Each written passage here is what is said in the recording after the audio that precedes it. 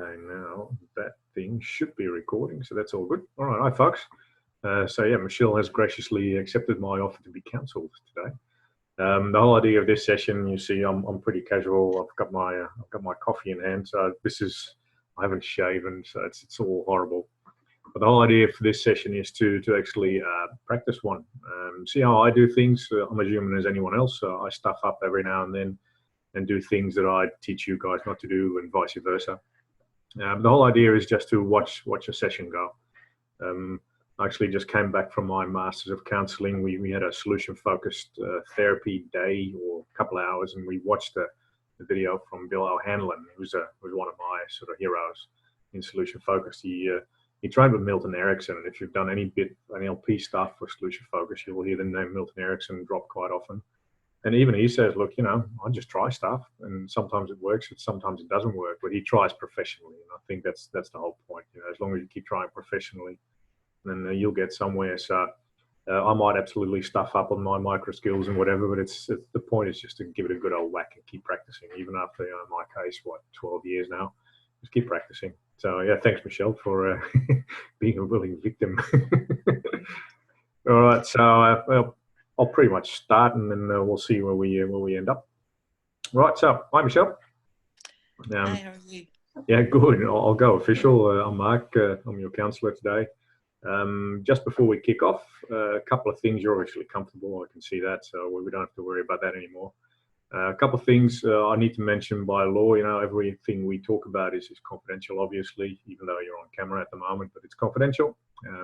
It stays between the two of us. There's a couple of exceptions that I need to mention by law. So if ever I think there's a risk of you harming yourself or others, or any criminal activities, then I will pick up the phone and ring whomever I deem necessary to ring. And I obviously will take notes because that's part of my work to keep jogging my memory.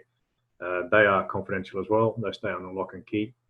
The only exception to that one would be if the court subpoena my notes, which has never happened so far, but it's one of those things that I have to mention. Does that make sense? Yep. Yep, you're all good with that? Yes. Yep, good. All right, well, I've got my coffee in hand. I hope you got something too. So what I want to do before we kick off with what brought you here question is, like, I've sent you something by email, and that's those 3 sheets that I've sent you. I'm always interested in feedback, feedback on how I think a client went and on the progress that we made or might have made or have not made. Now, we'll go for about 30 minutes today, maybe slightly over. We'll see where we end up. The whole idea, though, is that I'd like to get an idea up front how you are now and how you would like things to be. So I do that at the start of the session, and I do another one at the end of the session to give you an idea of what's going on. Now, we'll go through that one real quick, real shortly. I just want to put your attention, and I'll hold it up to the camera as well for others to see on that scoring sheet, and that's this one. I'll make it available for everyone. It's got that little scoring sheet there. So if you look, there's a bit of a cut-off line here, and it goes by points, which will make sense.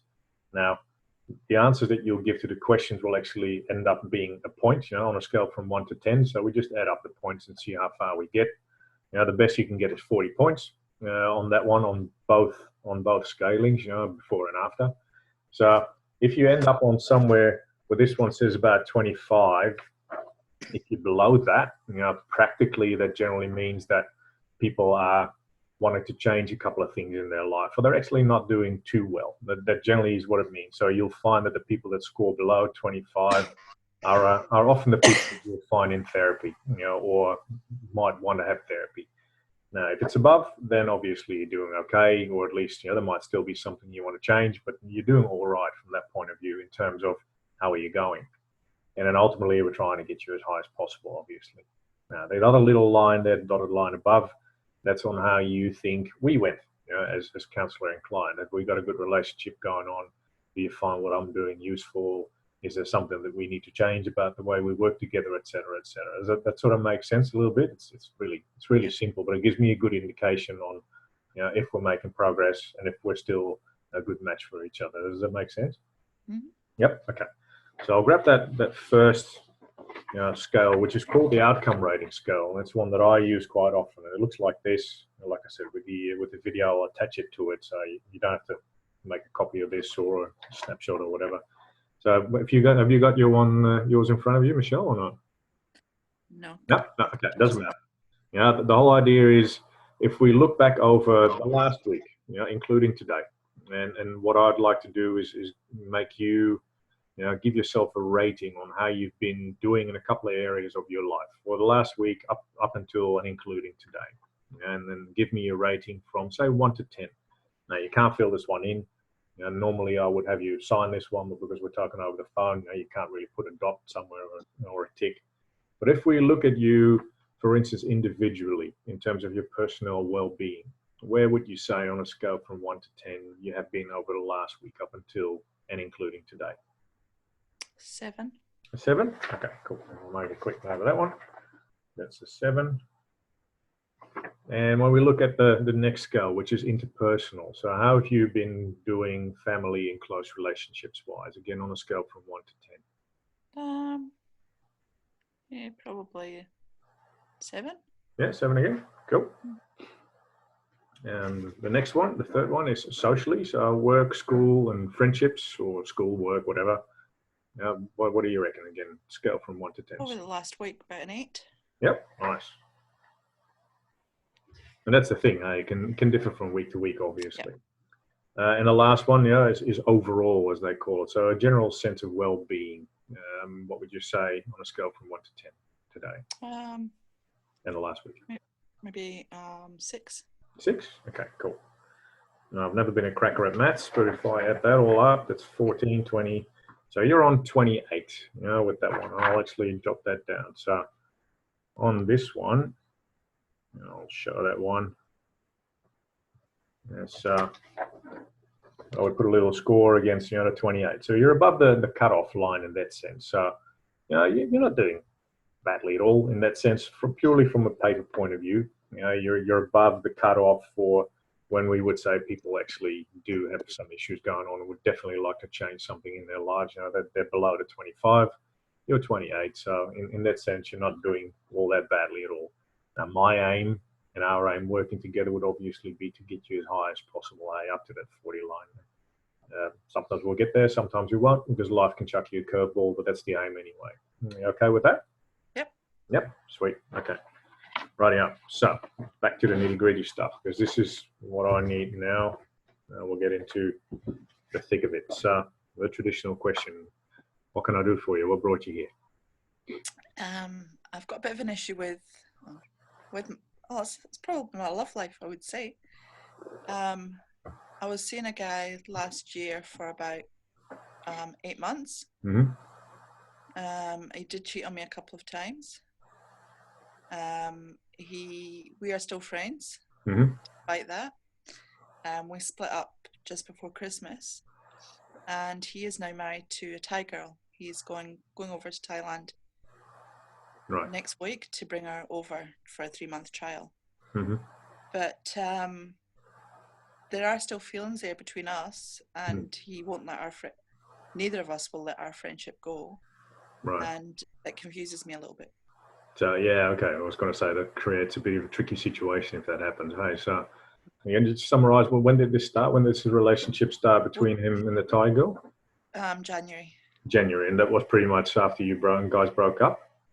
Well, I actually found out since he actually went over to Thailand when I was with him. Right. I thought he was going to Vietnam, but I dropped him off at the airport and he actually went to Thailand and met a girl, but it was a different one. Right. That didn't work out. When he came back, he said him and I were over. He needed some space and some time on his own, and within a few days he was back in Thailand visiting the one he's now with. So. Yeah, okay. So yeah, right. Yeah. So that was, well, I assume, quite upsetting, or at least confusing. Yes, because I've had a massive go at him about a lot of things, and I guess even though I've been quite nasty to him in some ways, but he still doesn't seem to want to let me go. I mean, I spent the day with him, say on Monday. We spent the day together, and we were out on coffee last Friday. So, and then he messages me pretty much every couple of days at least. So, yeah. So he's still hanging around in your life and still, making contact with you. Yeah. Yeah. Okay. And how about you on that level? It's like, how does that sit with you? How does that feel for you? How do you interpret that? I don't know. I mean, maybe we're just supposed to be friends and nothing more. But he, even on Monday when I was with him, he was quite flirty, and I don't know. Some of my friends seem to think that he's sort of got me as that second option if things don't work out, and I don't want to be a second option.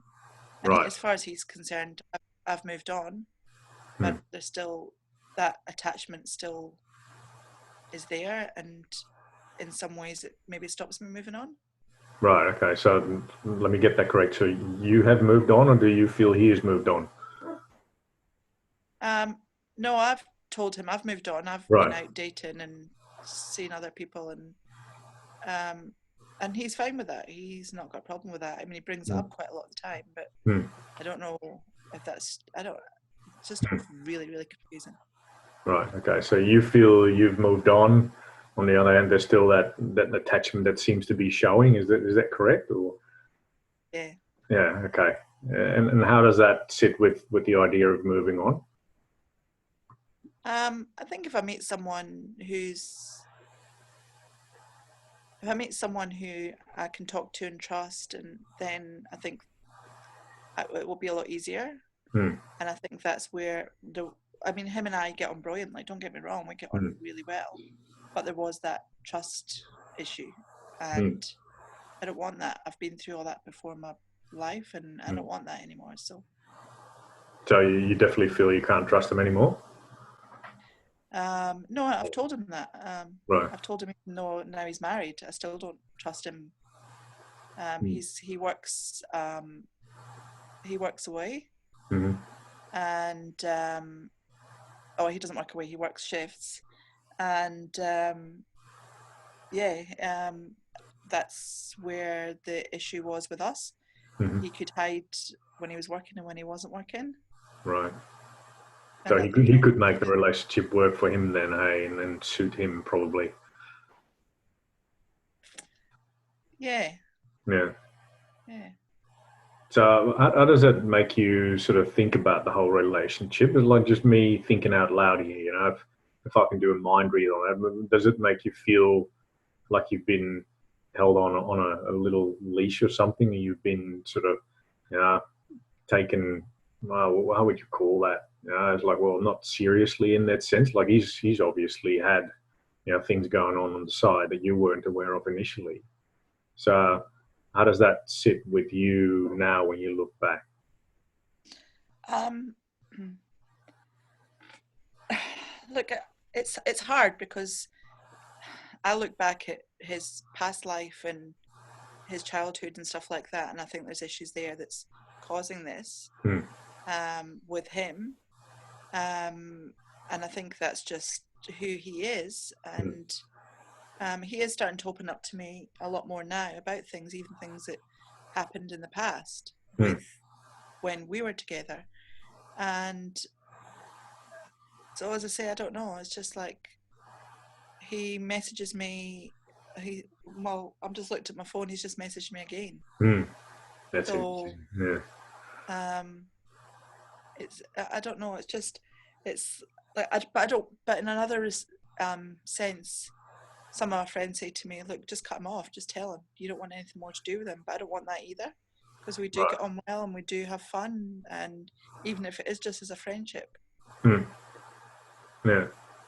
So how does that make? I mean, it's a traditional counselling question, obviously. So how does that make you feel? And I don't want the answer straight away, but I mean, I'm more curious as to how does that sit with you? It's like, where is the place of, okay, here's a friendship and that's good, and then we can have some fun together, and then there's the place of, actually being lovers or in a relationship, and then there's that cut-off line somewhere, or that invisible boundary.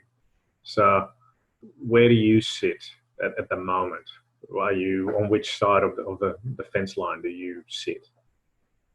Well, that's what I don't seem to know. That's Right. maybe Okay. the issue. So that's where the confusion lies for you. Yeah, I mean, I think we're just friends. I mean, I've said to him, you're married now. Hmm. Um, um, there can't be anything else. Hmm. But he still flirts with me when we're together, and um, he sort of says to me, I don't think you've let go of me. And I go, no, I have. I Mm-hmm. go, I'm happy being friends with you, and that's the end of it. But Mm-hmm. he knows that I have got feelings for him, and he says that he's got feelings for me, he cares for me a lot. But Mm-hmm. obviously, it wasn't enough to keep us together. Well, it Mm-hmm. wasn't him. It wasn't enough for him to want to stay with me. Mm-hmm. So I don't know. I don't know why he said so many times, all right, our friendship's over, we're not going to be friends anymore. And Right. within a couple of days, he's back messaging me, you're quiet, why are you not talking to me? So that seems to be a pattern then that's going on. So cuts you off, reels you back in, cuts you off, reels you back in a sense. Yeah. Yeah, it seems to be So pretty much a lot on his terms, to be honest. right, yeah, yeah, exactly, yeah. So where are you in all this? Like how in how far are you a player in all this? Um, it's funny, one of my girlfriends actually said to me yesterday, she said, I think you're enjoying this game as much as he is. Mm. And I'm not, but I do enjoy his friendship. Yeah. Um, and I don't, he thinks I'm seeing someone else. I've told him I'm seeing someone else. He doesn't know I am or I'm not. Mm-hmm. Um, I don't know. It just confuses me a lot. Yeah, yeah. So yeah, it sounds like it's quite confusing. Yeah. So okay, but just play with me if you will. Though I was like, okay, you meet the guy of your dreams over the next 2 to 3 weeks. Yeah, fall head over heels in love. He's the same. You guys are meant for each other, and from there on in, you'll guys be happy ever after. What happens to that friendship with the other guy?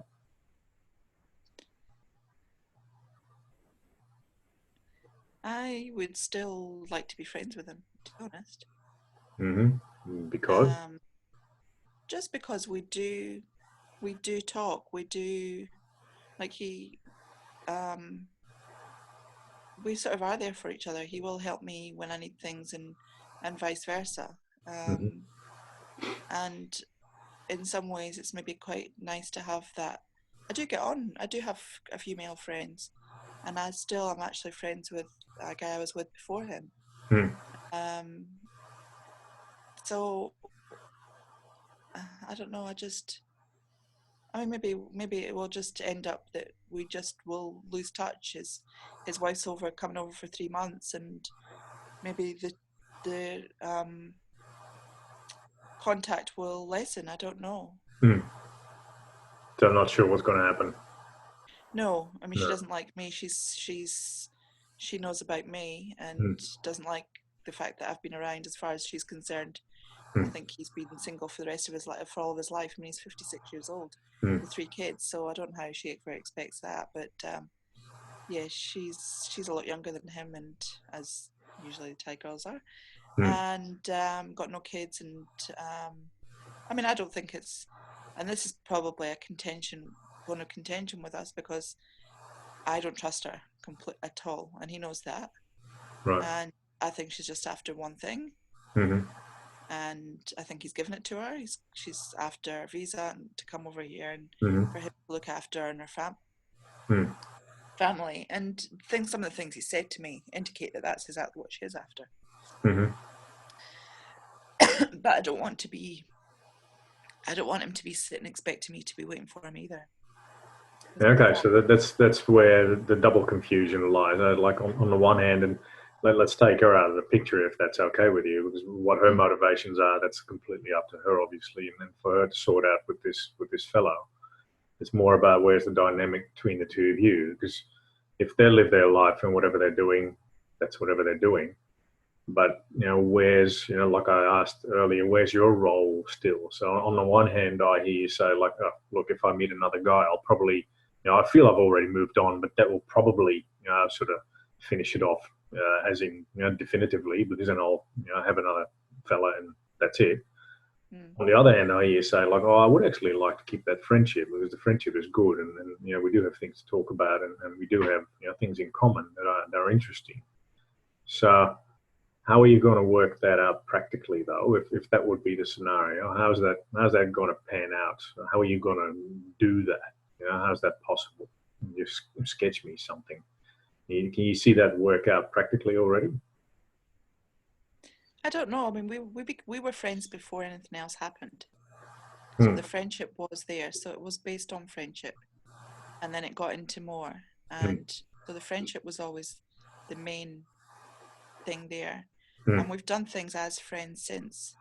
And the couple of guys that I've dated since then, not long term, just been out with, I'm a pretty honest person, and I will say to them what's going on in my life. Yeah. And John's still actually got some stuff of his at my house. Not inside the house, but in my garage and out the back. One guy actually said to me, "You need to cut him off completely. Right. You cannot go on until you cut him off." And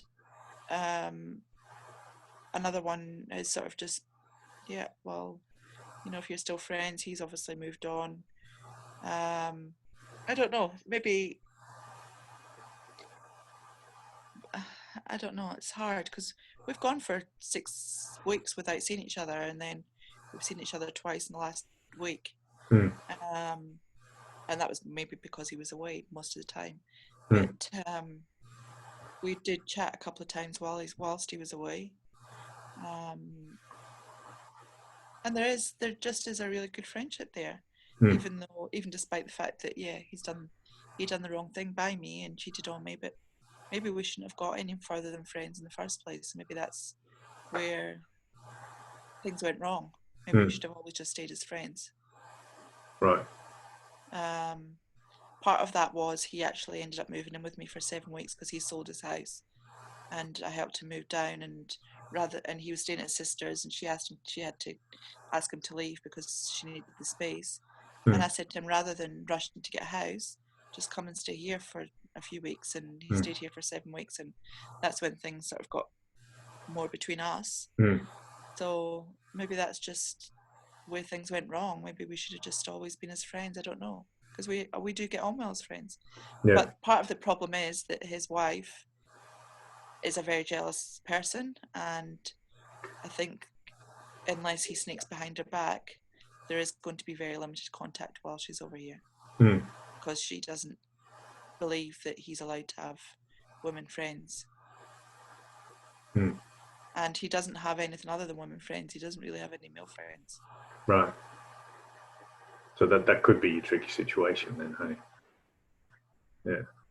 So are you, let me ask you just straight, are you really clear on where you are in relationship to that boundary line? That was like physical attraction, or sexual attraction even is, or at least I think so, is not not an option at the moment because he's married, and say that you find your own guy, then that wouldn't be an option either, because that would make it really interesting.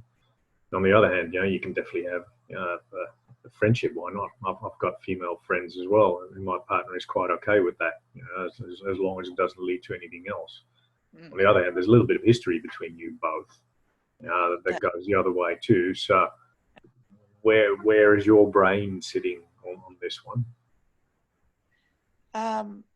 Look, I think if it got to the stage where I ended up with someone who I was completely in love with and they didn't feel comfortable with me and them being friends, I would take that into consideration, because that's more important to me.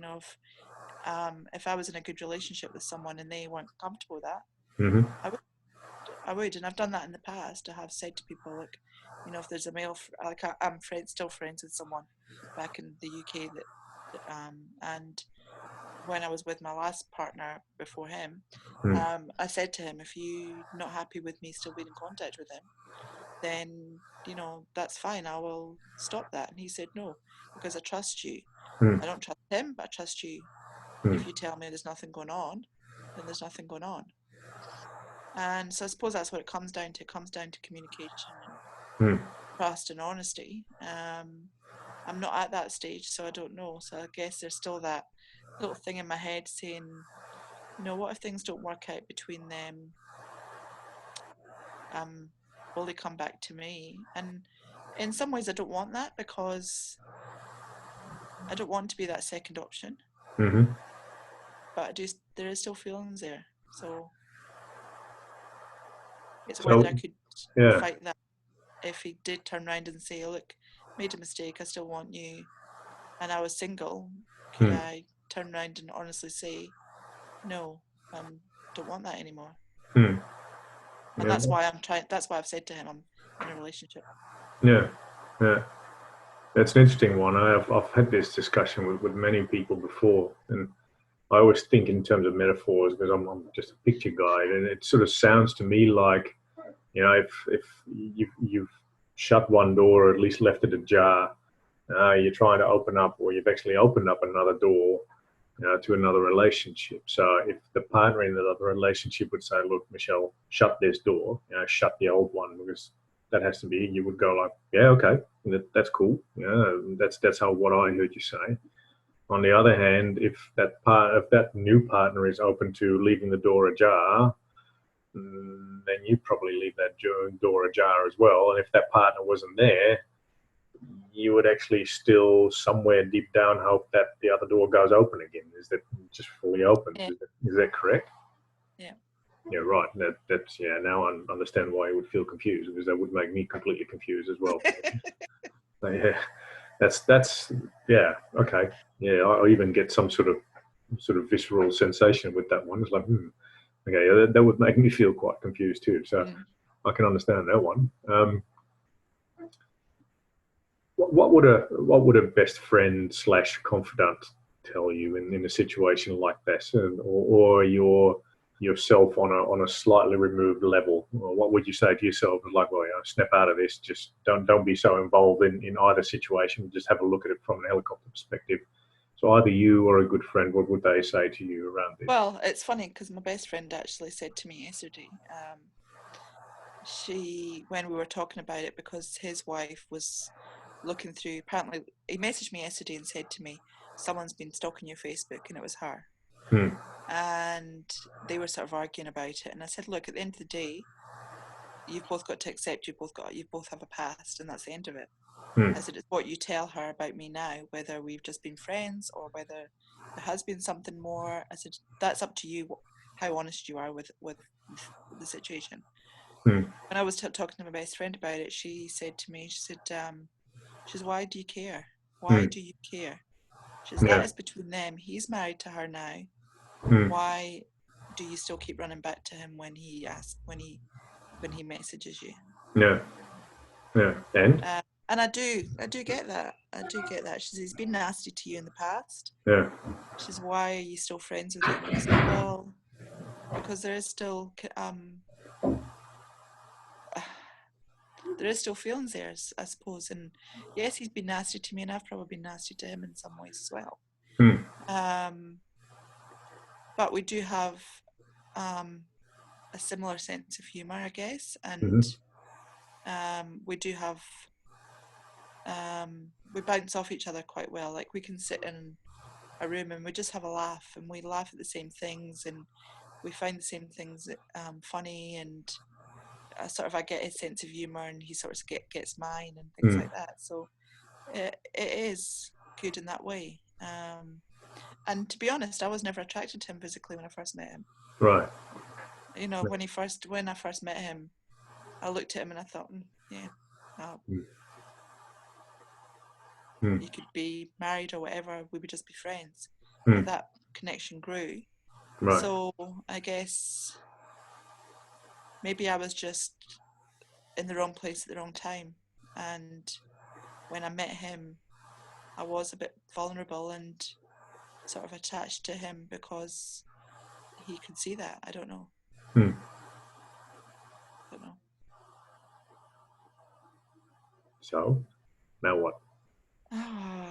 This is, I don't know, because as I say, he messaged me on Monday asking me to spend the day with him, and I did. I spent the day with him on Monday. And we had a laugh and what have you. His wife phoned him when I was with him, and he's going, shh. I'm going, really? Well, that's not how it should be. But then I look at him and I think, well, that's probably how you were with me then. You were probably doing the same thing, and I could probably, and I said to him, I've been honest, and I've said to him, I don't think I could ever trust you. I think you're still on dating sites. I still think you're not happy. I don't know whether it's an ego thing that you like attention from women. Right.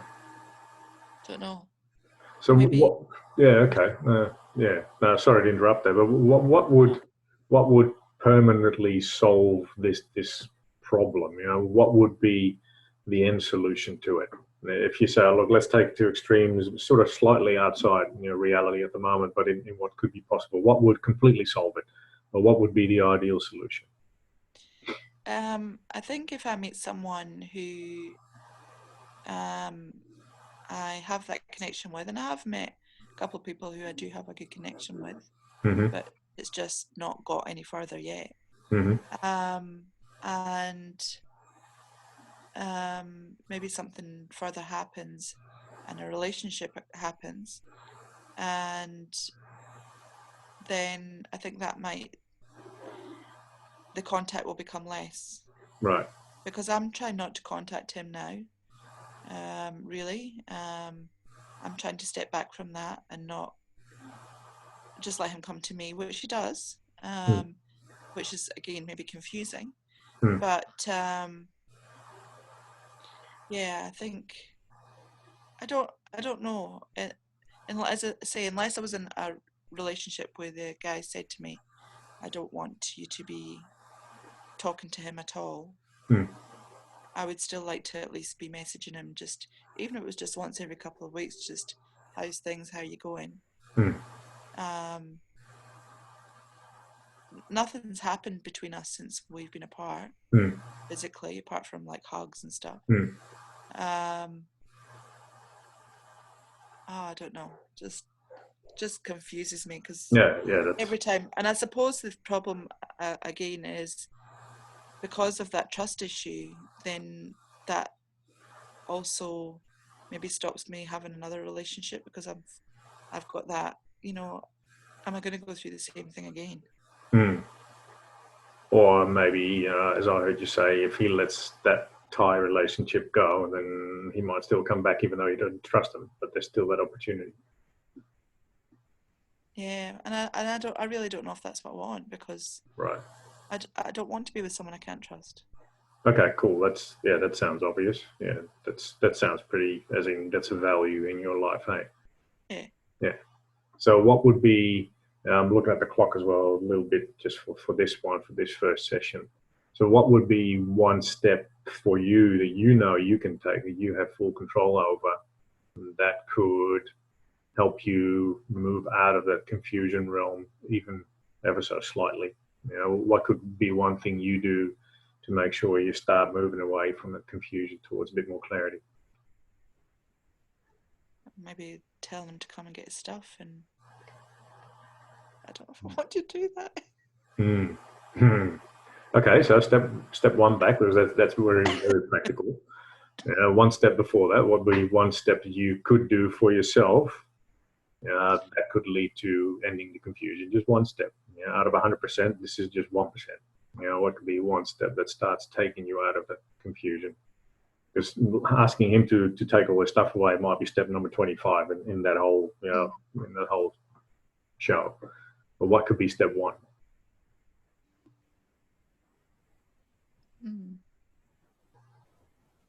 Don't know. Prompt something. Yeah. Yeah. Getting clear on what it is that you truly want, perhaps. Yeah. Maybe one of the things I have my clients do is make a list of what you really expect in a relationship, and what you allow the other one to expect in a relationship. Like you said, look, if my new partner says, no, I don't want that anymore, then okay, that's cool. Yeah. So get some clarity on where your headspace is at, because it seems that your headspace is all over the place, which is okay. That's the way it is. But one step that's completely under your control is to get really clear on what your values are, what you find important in a relationship, what you like to have happen to you, and what you like to have, what you like to make happen to someone else, but also what you don't like to have happen to you, and what you don't like to do to others. Yeah. So once you can get some clarity on that one, at least it starts to clear up some of the mental fog that seems to, sort of make it really hard to see beyond it. Is that something you're willing to try? You don't have to, obviously, but it's sort of jotting down on a. I mean, I probably, yeah. I mean, it's probably something I have been trying to work out, but yeah, maybe putting it down on paper and actually looking at it would make it more clear. And it's in black and white and it's there in front of me. It's worth trying, eh? It's worth doing something anyway. Like this is not something you're going to solve in one session or in just one quick chat with a friend or something. Yeah. But to do something that's totally within your control is definitely better than just bobbing on the ocean, waiting for stuff to happen. It's just, for the currents to take you away, whichever way they go. It generally makes you feel that lack of control. Whereas if you start taking control, you become mentally clearer as well on what can be and what can't be done. Yeah, no, it's a good idea because it's causing problems throughout everything at the moment. Like just, right. Yeah. It can't be completely comfortable. Oh, No. no. You're willing to take that on? Yes, definitely. Yeah, cool. I think that's well, at least for today. That will be all that we have time for before the recording actually cuts off as well. By the way, Yeah. It's just as a again, I know I'm cutting this one a little bit short just for the sake of recording. Looking at that second scale, which is the session rating scale on how we did. So another scale. In terms of 1 to 10. I did not feel heard, understood, and respected, or I felt heard, understood, and respected on the other side. In terms of our relationship, how did you think we went on a scale from 1 to 10? So bad or good, or somewhere in between? No, I would say very good. I would say 10. 10? Cool. Okay, brilliant. Yeah, because it's always good for me to hear stuff as well, in terms of where I can improve my game. Okay, we did not work on what we talked about, what I wanted to work on and talk about, or we did work on and talked about and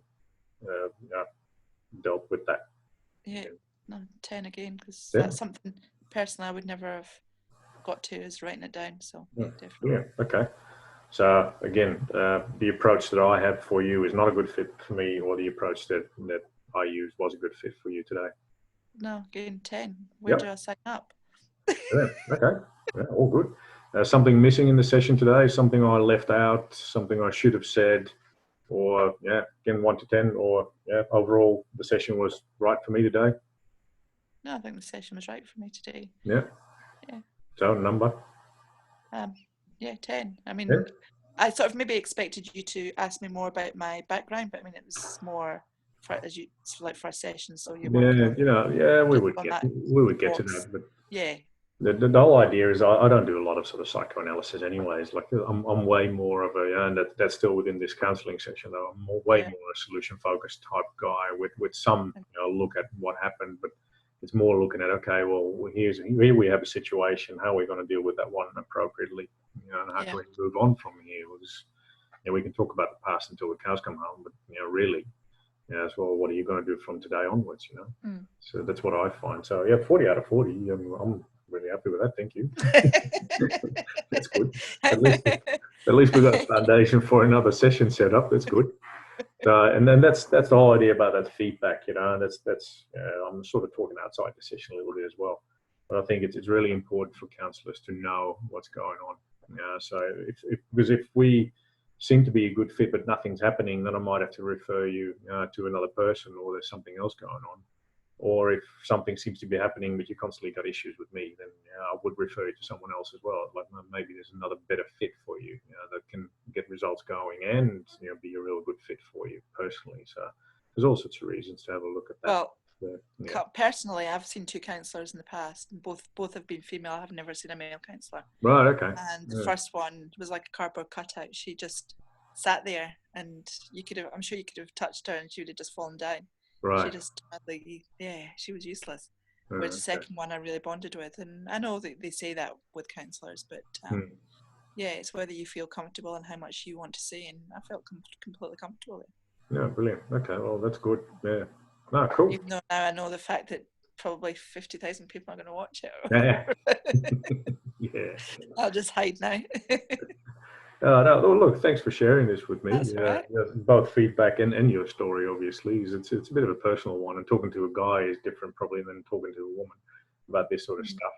Like males are generally more solution focused. Like, well, how can we get this one done? How can we get this solved? But it's good to sort of get your own thoughts in that one, in perspective. And I think that would definitely help as a foundation for maybe even a second session. We're going to have a look at that and record that one too, perhaps at a later stage. Yeah. But definitely, what I hear is that this is a confusing issue. And it definitely sounds like it's a confusing issue, because otherwise you would have been clear on what to do about it. Yeah. And I hope and sincerely hope and think that, putting things on paper, teachers of mine have always said, look, writing is the doing part of thinking. And another one is, think it and then ink it. But there's a real strong bond between our brain and actually the physical write and the physical action of writing things down. So I wouldn't even type it up. I would write it out. There's a strong connection, clarity-wise and brain-wise, between our hands and arms and our brain when we write things down. And obviously, you're looking at it as well as you write, so it's visual input too. And it often sort of, within that whole neurology web there, and it starts to create a sense of clarity on, okay, at least I've got the situation in front of me now. What can I do with this? Even though that might not still be clear yet, but you got clarity on what's going on, what's playing. Then we can start to play with all the chess pieces and say, where do we want to move them? And that could be a topic for another session. All good? Yeah, it's funny how you can always help someone else easier than you can help yourself. Yeah. Another wise teacher of mine told me once that you teach the best what you have to learn the most. Yeah. Like, yeah, I've sort of morphed that over the years to I teach the best what I have learned the most, or what I am learning the most. But yeah, it's often true though. Like, most psychologists and counselors just go into counseling and psychology because they've got a lot of crap going on themselves. It's just, and therefore we are in it. We're in the midst of it, so we're dealing with that stuff. So it's fairly easy to actually convey that knowledge to others, because we're dealing with it. But it's at some stage, hopefully, it just becomes good old wisdom and knowledge because you've gone through that, and now you can help other ones with it. And yeah, I must admit, I've never really had relationship issues, so I don't really know how that is. It's a tricky deal, that's for sure. I'm an expert in that one. All right. Okay. All right. Hey, thanks, Michelle. I'm going to end the recording, but we'll just keep chatting for a bit, but I'll just press stop on this one. Hang on one sec.